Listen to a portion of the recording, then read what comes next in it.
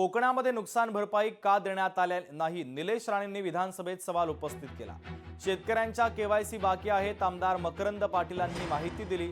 कोकणामध्ये नुकसान भरपाईवरून निलेश राणे आणि सुनील प्रभू आमने सामने आल्याचं चित्र देखील पाहायला मिळालं। अतिवृष्टीवर सभागृहामध्ये आत्ताच थोड्या वेळापूर्वी महसूल आणि वन विभागावर मी माझं म्हणणं मांडलेलं आहे। तरी देखील माझे दोन स्पेसिफिक प्रश्न आहेत।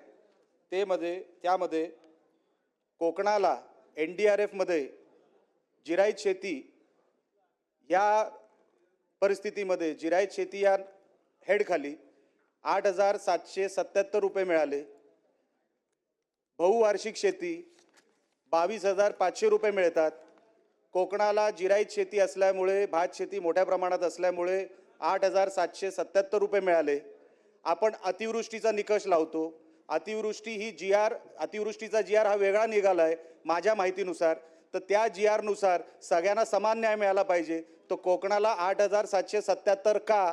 कारण KYC तब्बल 6 लाख शेतकऱ्यांच्या KYC राहिल्यात, काही 5 लाख शेतकऱ्यांच्या KYCचे काही प्रूफ राहिलेत, त्यामुळे ते होणं बाकी आहे। अशा वेगवेगळ्या कारणामुळे ते सगळे प्रोसेस पूर्ण व्हायला साधारण डिसेंबर एंड उजाडेल। मागच्या वेळेला 18 मे पासून कोकणात सतत अतिवृष्टी होते आणि तेव्हापासून शेतकऱ्याच्या शेतीचं नुकसान झालंय।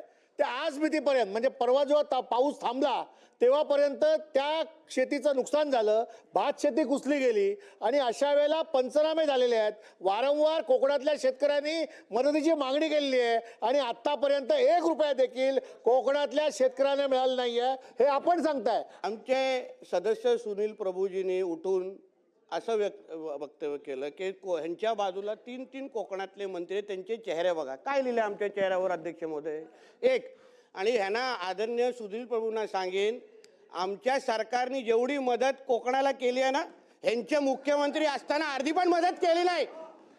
ठीक आहे, ह्यांच्या पक्षाचे मुख्यमंत्री होते केवढे केले विचार आमच्या कोकणाला मदत। नुसते पर्यटक म्हणून यायचे आमच्याकडे, नुसते पर्यटक म्हणून यायचे आणि काय कोकणाचं हे बोलतात आम्हाला, हे बोलून दाखवतात कोकणाचं आम्हाला। लोकशाही मराठी ऐका, पहा, जागरूक रहा।